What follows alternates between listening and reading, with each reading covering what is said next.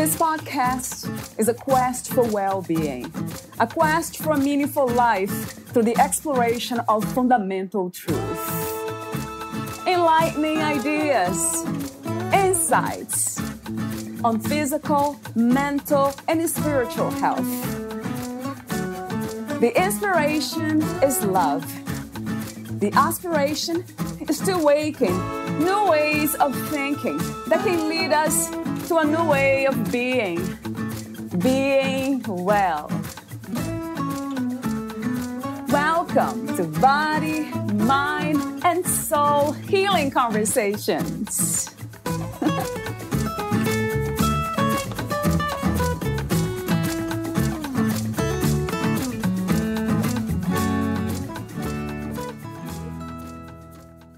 At the heart of this method is the unveiling of our deepest sense of self, experienced as pristine stillness, vibrant aliveness, and fundamental well-being. Valeria Teles interviews Michael Lydon, the senior practitioner of the Realization Process, a form of guided body-focused meditation for spiritual awakening, transformative healing, and embodied wholeness. Michael Lydon has a background in social work and practices as senior practitioner of the Realization Process, a form of guided, body-focused meditation for spiritual awakening, transformative healing, and embodied wholeness. Michael holds full certification from Judith Blackstone in all 3 Realization Process trainings, including embodiment, meditation, and healing ground, with additional certification in advanced trauma repair. Michael offers guided realization process practices for awakening, healing, and spiritual embodiment via Zoom in the form of classes, groups, and private sessions.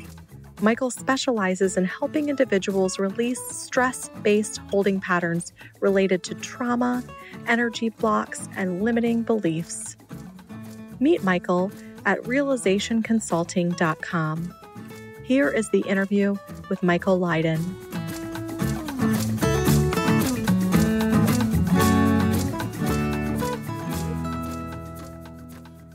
In your own words, who is Michael Lydon?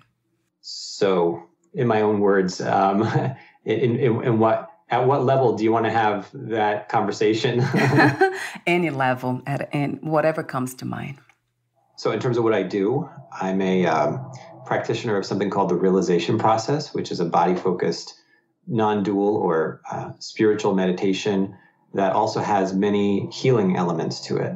And so I work as an independent practitioner of that, helping people to, for instance, undo traumatic holding patterns that are in their bodies, as well as I tend to work with a lot of meditators because this method is a healing method and also considers these broader dimensions of consciousness or being that also have innate healing potentials.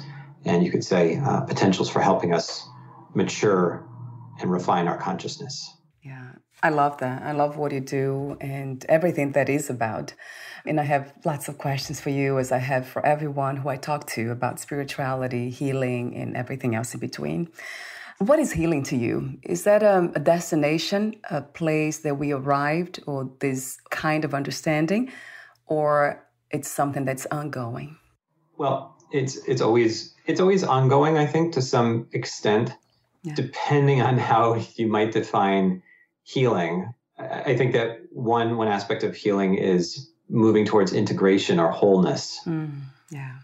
So there's always going to be, resolving some sort of internal conflict or some sort of internal, resolving some internal ignorance or things of that nature, or learning how to cooperate better with others, and yeah. things that seem basic but are just an ongoing life process always. Yeah. So I think that it's both. It's a process, and we can know when we're making meaningful advancements in that process, and we can know for instance, when our love for ourselves and our love for others deepens, that is like a key milestone or a signal, sign that we're moving along that process. I love this idea to come to this point as human beings to that understanding that everything's connected, that we can trust loving ourselves and others at the same time, at the same level. That sounds like the ultimate realization from my perspective. Another question I have for you is about the realization process. How did you come across this method? So my friend, somebody that I worked and volunteered with at the time, invited me to go to a New York City used bookstore. Yeah. And we were both working in New York City at the time, and there's this bookstore down in the Village. We were going to drop off some old books and just look around, and it was one of my favorite pastimes to look at, spiritual books and used esoteric books and that sort of thing. Yeah. So I saw this book, and the name just sort of stood out to me on the shelf. It was called The Enlightenment Process by Judith Blackstone. And, I picked it up, looked at it, and immediately I knew that this person, knew what they were talking about in terms of subtle energy. It was clear that they were quite sensitive, Judith, that is. Yeah. And it just so happened that she's also a New York psychotherapist. I said, okay, this is somebody that I think I'd want to work with, because I was exploring different healing modalities at that time. And so that's how I learned about the realization process. It just was what I believe now is a kind of synchronicity. Because like finding a used book in a bookstore, just ultimately led to such a big impact in my life. But so I worked with Judith with some individual sessions, just learning this method. And then she invited me to do a training. So she was doing trainings in New York City at that time on various different aspects of non-dual body-focused meditation and healing practices that, collectively are the realization process. And so I did 3 years of training with her, certification, plus some additional certification some years later. And that's the long and short of it. How did that change for you, the way you used to live life or your perspective about yourself and life before the realization process, getting to become a senior practitioner on that? Tell me a little bit about the before and after. Great question. So before, I was suffering a lot in my 20s and early 30s, because, just I had a lot going on in life, Right. relationship issues, work, volunteer issues, just a lot going on. Yeah. And, Tell me and about also, it. and that I think was bumping into like earlier, relational traumas and things like that. It was just, bumping into those things, all the stress that I was going through at that time. So I tried a few different types of therapy. I feel that I was also deeply interested in spirituality and what it means to evolve spiritually and all of that. And again, to move towards that sense of wholeness. In that search, I'd come across people who would say things like, oh, there's nothing you can do to wake up. You really can't do anything. It's just God's grace. Or on the other side, there were people who had techniques and had methods, but they didn't seem to get at a certain level of experience or understanding. Yeah. In Judith's way of teaching, we could say that the ground of our being is an effortless state. So in some meaning, it's true that there's nothing that you have to do to get there, right. because part of you is there. Right. But it is necessary to sort of unwind contractions in the body or in the mind-body system to kind of look beneath and feel beneath the separate sense of self in order to feel into the ground of our being. And so we do have to do some deliberate practice to actually realize what we are. You said part of you, it's already there, meaning whole, but there are other parts of us that are not. That really resonates true to me. And it seems like this constant dance and movement toward this wholeness. Seems like we touch base with that from my experience, and then we just lose it for a moment again into the, let's say, unhealed parts of ourselves. So when it comes to those parts that are not healed yet, you call them actually stress-based holding patterns related to trauma, energy blocks, and limiting beliefs. What are some of the signs? How do we learn to recognize these patterns? Oh, you can recognize them at many levels. Yeah.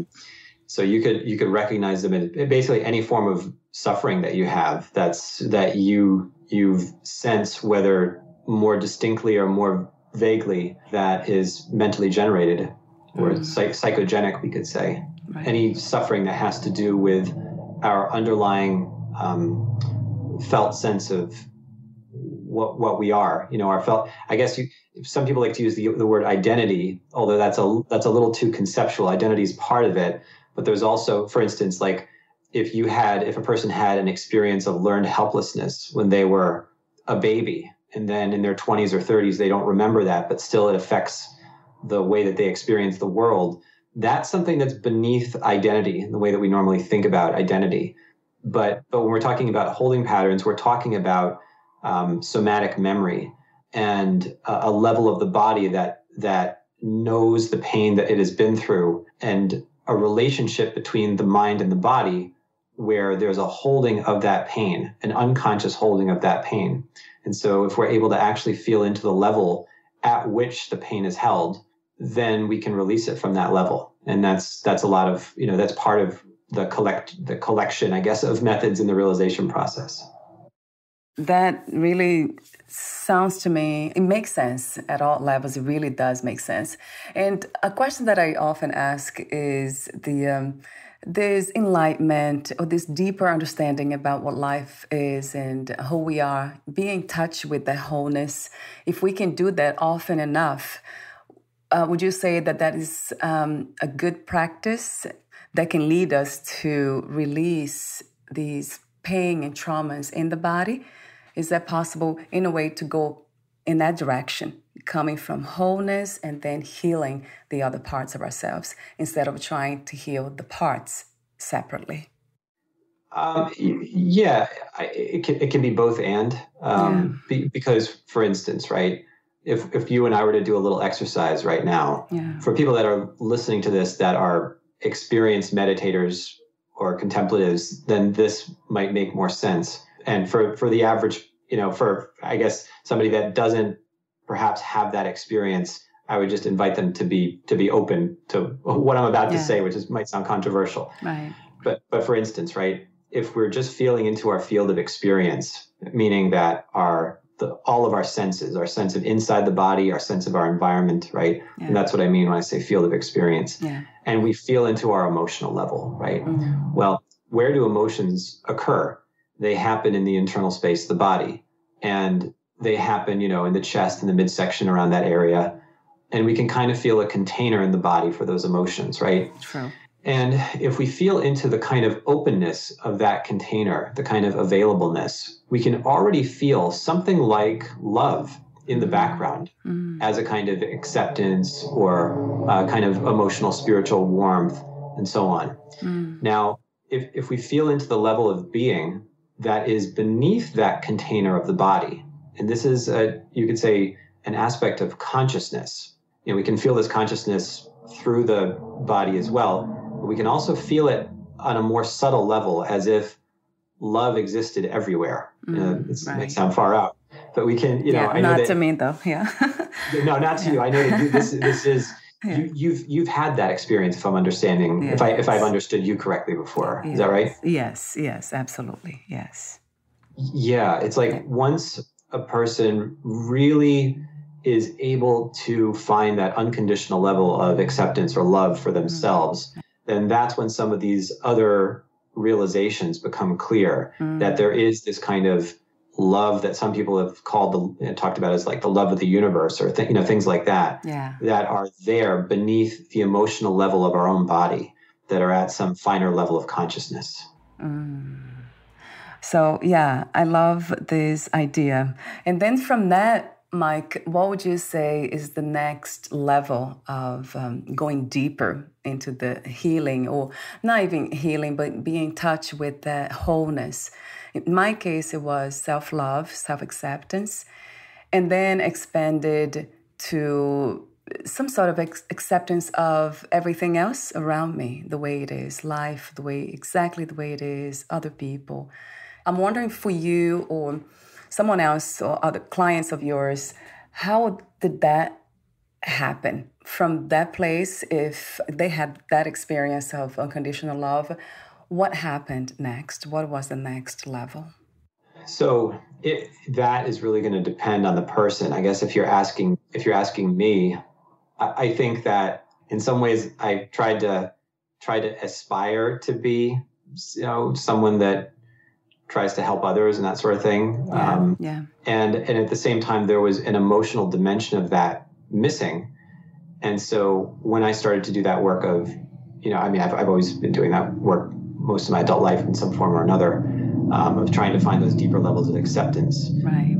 But, when I've gotten underneath certain things, then it just starts to open up more and more. It's almost like you can feel into that level where you can feel kind of the love of the universe. You can feel this, unconditional love that's everywhere. Yeah. And that's, you can do that through attunement practices, but it's almost like something in the body kind of holds us in its gravity, so that we're not fully there yet. Right. So it's, I guess it's a, right. I hope I'm answering your question, but for me, it's like, it's a mix of doing release work where you're releasing the contractions in the body, or you're releasing the emotion, or you're feeling into and releasing the point of view that you held when you were, for instance, a teenager, and you felt like the world, both your soul and the world were a bit dark. Yeah. Yeah. Oh yeah. And you're releasing all of that, and at the same time, you're feeling into the unconditional love of the universe, and you're sort of you're inviting both those experiences at the same time. And you can use the experience of the love of the universe to help support you in releasing those holding patterns.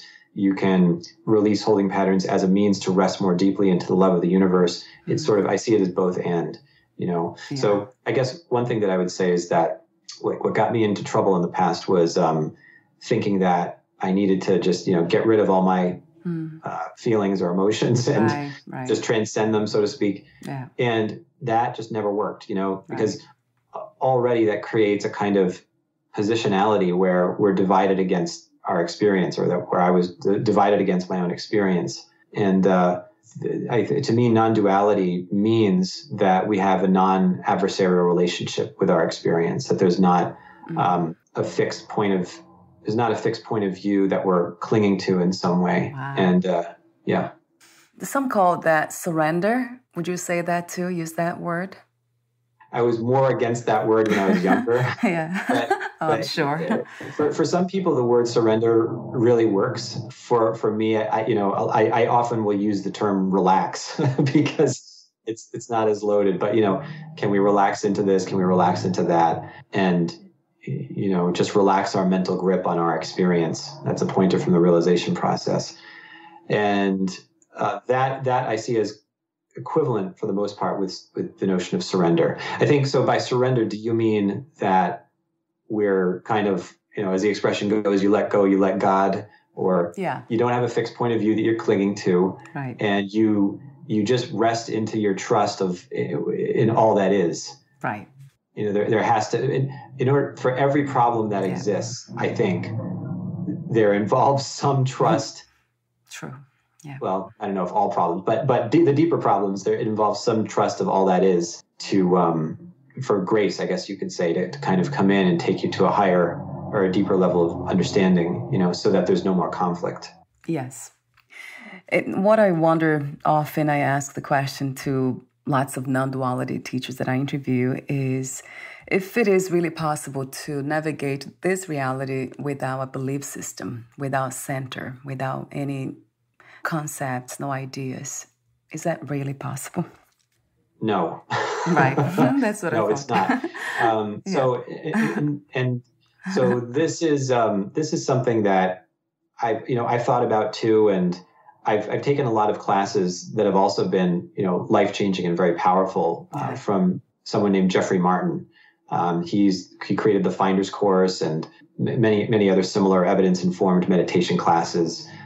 He's a social scientist that's interviewed probably thousands of people who are somewhere along the non-duality continuum. Yeah. And you could look at the mind as just one level of experience.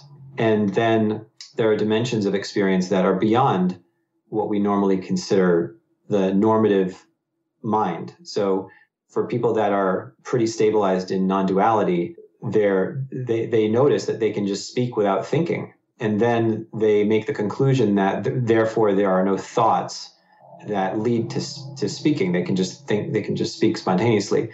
But there is some, like, I guess you could say there is some procedural program within the brain or the mind that knows how to speak and that knows how to form words. True. It's just that is going on autopilot, and the thoughts, I know this sounds weird, but my point of view on this right now, which I'm open to changing, but what seems the most likely is that the thoughts are there, we're just not aware of them. You know? Yeah, right. So here's, I'm going to invite everyone to do a little exercise, if that's okay. Yeah. I'm going to demonstrate exactly what I'm saying right now. So see if I can demonstrate this idea. Yeah. So if anybody wanted to still their mind right away, so there's a premise within this work of, body-focused non-dual meditation, that where and how our consciousness is oriented in our body and how we focus through the internal space of the body affects how we feel, and it affects how we experience the world. So, for instance, right, most of us, when we look out to the world, our window to the world feels like it's right behind our eyes. Yeah. Does that make sense? Yeah, very much. Yes. Okay. So what we can do is rest back through the internal space of our brain so that we can feel like we're looking out from the center of the head. Yeah. Can you feel that? Yes. Yeah. Okay. All right. Now rest back a bit further, as if there was like a little lounge chair or something in the back part of your brain, and just rest back there for a minute. So it's as if you're feeling and living from that space.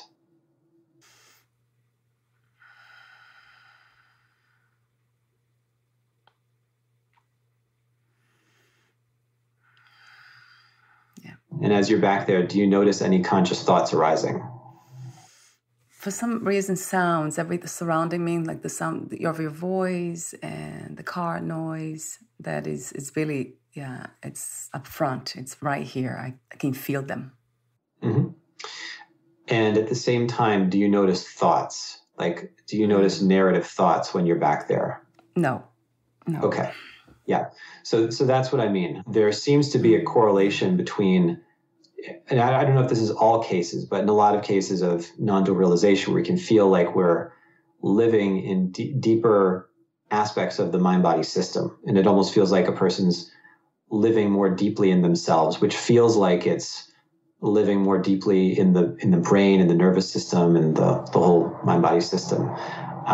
We can feel the core of our body as a kind of, a pillar of stillness that's deep, deep in the core. So anyway, but that was my point. The point of that exercise was that we can already feel into a level where there's not narrative thought. Yeah. Right. But those thoughts and that programming is still there.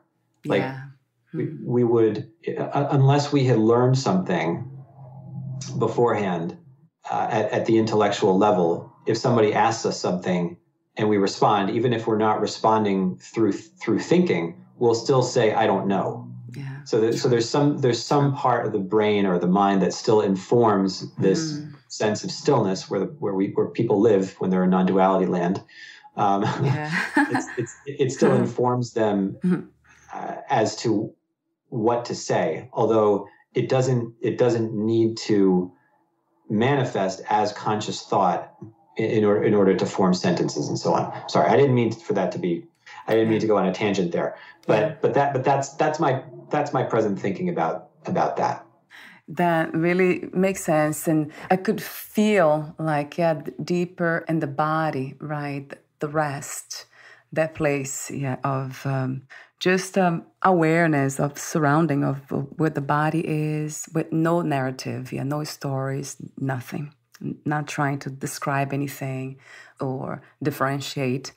But you're saying basically that's not, even when we speak, we are using beliefs. We're still using that navigation system that we have learned. It has been learned, all that. When it comes to language, right, Michael? Because non-duality in whatever the spiritual world, the unseen world is, they don't use language, not as we know it. So that makes a lot of sense to me. And with that in mind, I do have a question for you about the soul. You mentioned briefly that word. What is the soul to you? Did I mention that? When did I say that? Yeah, you said something about the having the dark parts of the soul, the dark moments in the past that we have had, and you mentioned briefly the word soul. Okay, I see. Yes, so darkness in our soul when we're a teenager. Yes, that. Okay, yeah. So yes, I was being poetic there, but yes. So the soul. I mean, in my experience, there's different. Okay, so if we want to consider the soul as an aspect of consciousness that is transcendent, you could say that it's the aspect of our consciousness that maybe goes from lifetime to lifetime. Yeah. That transcends the physical body, but that is also in every cell of the physical body. Right. But you can also, if we're talking about just that kind of individual consciousness that goes from lifetime to lifetime, then that's what the soul is. And there's dimensions of consciousness that are deeper than the experience of being an individuated soul, even. Right. So, but that's, I would say that's what the soul is. Is that also a belief system? Would you say the idea of the soul, and even this continuation is just part of the dream, part of belief systems?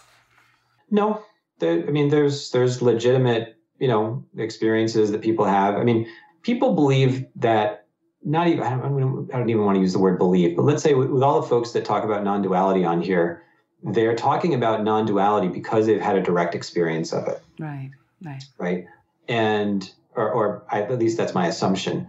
And so if you had, maybe try to get Jürgen Ziva or somebody like that on here. That would be nice. Jürgen is somebody who's, he's an author that's written about enlightenment and non-duality, but he's also somebody that's written books on exploration of different dimensions that are beyond the physical, in states of consciousness that are as lucid as the waking state or more lucid. And there's a lot of other authors that have talked about that as well. So the thing is that if you imagined living in a culture, for instance, where everybody was a conscious, out-of-body explorer, where when they went to sleep at night, they didn't have, just normal dreams and that sort of thing, but they were they were fully aware or super aware, and their soul was traveling around and doing things, and that, they were talking to the people who were between lifetimes and interviewing them and making friends out there and all of that. If that were just the common experience within a culture or within the culture that we lived in, right, then we would have different premises about whether the soul is real or not real. Yeah. It wouldn't even be a question. True. And so when I was 17, I read a book on out-of-body experiences, and I grew up in a household that was, my parents didn't raise me religiously, but we all had spiritual interests. Yeah. And so I had read, gone through some of the books in the religion section of the bookstore, and then they all said different things. I read books on near-death experiences, and then that's where people really started to say, okay, this is what seems to happen when you die, and here's what it's like, and yes, there is a soul, and yes, there are these beings that help us, and so on and so forth. Yeah. And there is a God, and this is the experience of it. And I thought, the only way that I'm going to do this or the only way that I'm going to find this out for myself, I wasn't about to get into a car accident. Right. Oh, no. But I found books on this thing called astral projection or out-of-body experiences. Yeah. And so it's not actually that hard to do. Like if you apply techniques to have lucid dreams, and then within a lucid dream you say, okay, now I want to be out of my body, that's pretty much all you have to do. I mean, it's not hard to do that. And so it took me about, 2 months, something like that, two or 3 months maximum. I read a book by an author named William Buhlman called Adventures Beyond the Body, and then applied the techniques, had some experiences, and everything that he said was true. Right. In terms of the soul being able to leave the body, and knowing that there's a non-physical dimension out there. And, we visit that dimension less consciously often when we dream or if we have lucid dreams. But anyway, I know I'm giving a long-winded answer here, but no, the assumption that there is no soul and that consciousness doesn't live beyond the body. I mean, some non-duality teachers will say, well, because there's no self, what is it that continues beyond the beyond the body, right. And that's wrong. that is a wrong belief that they have. I have friends who are contemplatives who are pretty far advanced who will say things like, well, I think that they pretty much just what I said. Oh, because there's no self, what is it that's going to live beyond the body? And then within a few years after that conversation, the person had a number of experiences, a number of synchronicities, and all these different things that gave them their own experience of this non-physical dimension. And so like I couldn't really convince anybody that that's there, but it's an experience that is available if people wanted to, if somebody wanted to resolve their fear of death or something like that, then, things like astral travel and out-of-body type experiences can be helpful. In a way, it's just an experience, isn't it, Michael? And experiences are not per se real. Experiences are neither real nor not real.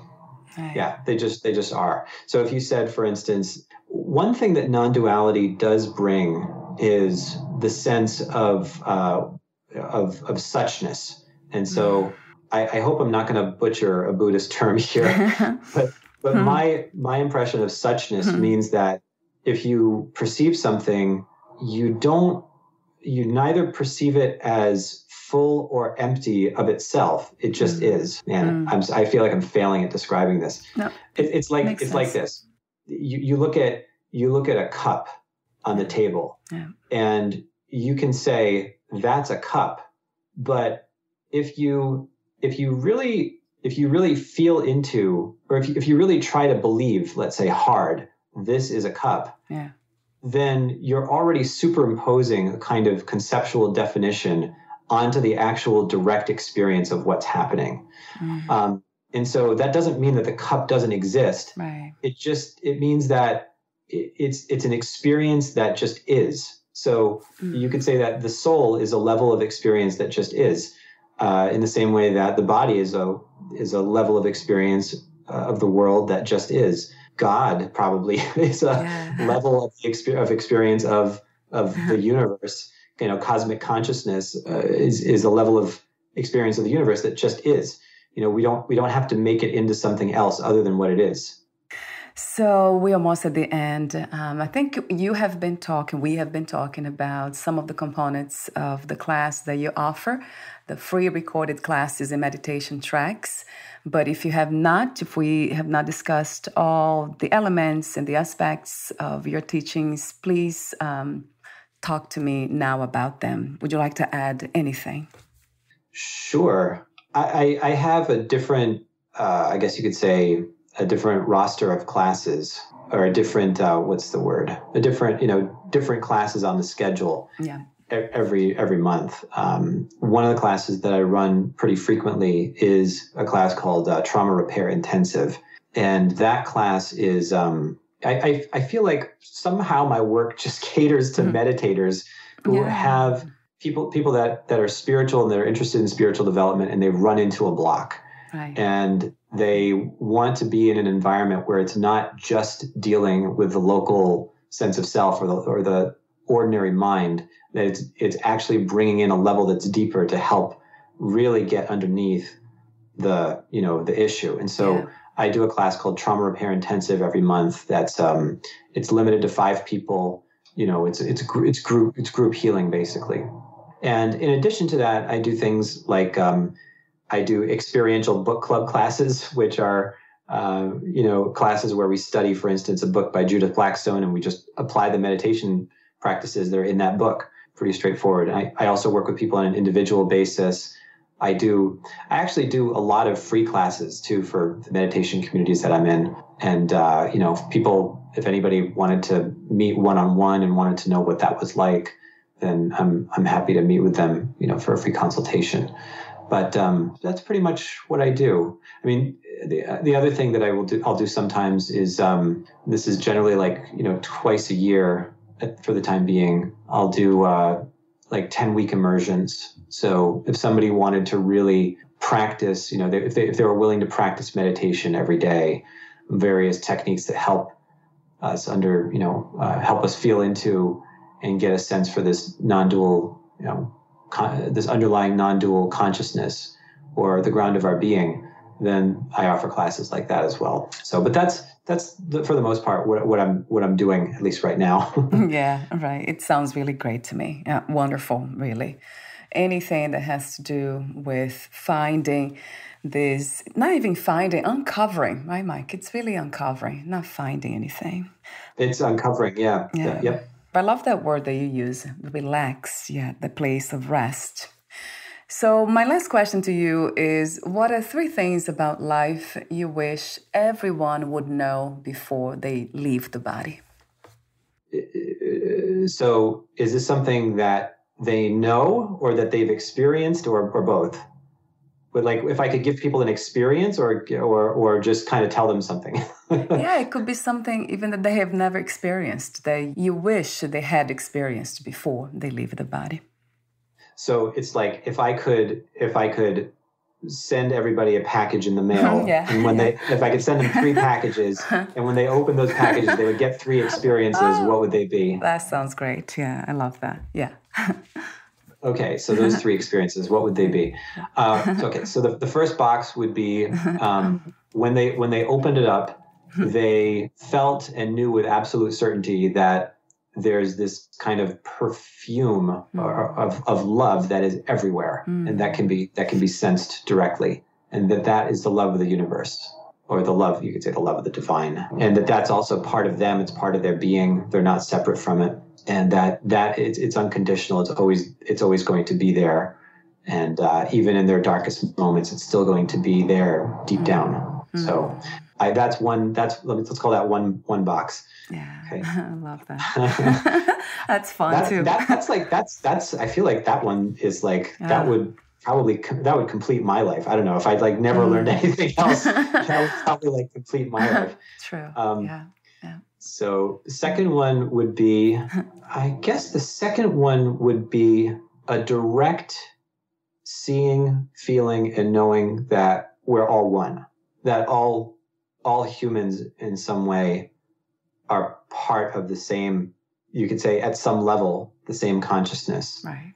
It doesn't mean that if Valeria stubs her toe, Michael's going to feel it. Yeah, right. I hope not. I don't know. Who knows? Maybe we'll set up an experiment sometime to see if we can. Yeah, true. Yeah, to be experienced it. But yeah, at some level, we're all one, and that it's really therefore important to look at each other that way. And to be open to receiving, feedback from other people, and to also, have the desire to help others in some way. That you could say that desire, I think, comes from this notion that we're all one. Okay, the third thing would be a fully lucid out-of-body experience or simulated near-death experience, where somebody doesn't have to get injured, but they open the box, and all of a sudden their consciousness is communing with the light of life in a non-physical space, and they understand that we don't really die. I absolutely love the way you presented the package as a gift. That's beautiful. Wow. That would be an amazing article even. If you write that article, please send it to me. I would love to post that on the Fit for Joy blog. That's really beautiful. I love your wisdom. I love your clarity. I love your authenticity. Thank you, Mike, for everything that you do in the sense of purpose, which is really awareness of who you are, and you're just expanding from that place. So it's really a rising of a knowing. So thank you for sharing that with me and everyone else who listens to this. Yeah, my pleasure. Thank you for having me on here. Thank you. Yeah, I appreciate the work you're doing as well. Just getting this out there and sharing your own wisdom about the how we enter into the experience of non-duality and being able to experience that unconditional love that you write about in your books. That for most part, we don't need terms and concepts. I know we call it non-duality. Some people call it enlightenment, and so many words we use. But silence is really what says it all. It's in silence that we find that. All the components of the packages that you speak of, something that you believe in, meditation. So by meditating, you can be in touch with those gifts for sure. So before we say goodbye, where can we find more information about you, your work, services, and future projects? So I am at realizationconsulting.com. That's my website. And there's a free stuff section on realizationconsulting.com where you can get a free 1-hour class that explains the approach that I take in terms of using these, I guess you could say, non-dual experiences of consciousness or spiritual awakening type experiences, deeper dimensions of consciousness, and how those help us heal. Yes, I'll have that link on your podcast profile too. Thank you so much again, and we'll talk soon. Awesome. Thanks, Valeria. Bye for now, okay. Mike. Bye. Bye-bye.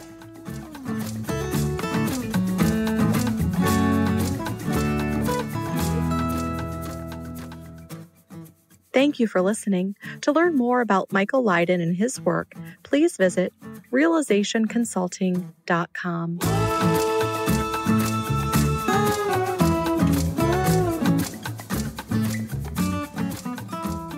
To learn more about this podcast, please visit fitforjoy.org/podcast. Thank you again for listening, and bye for now.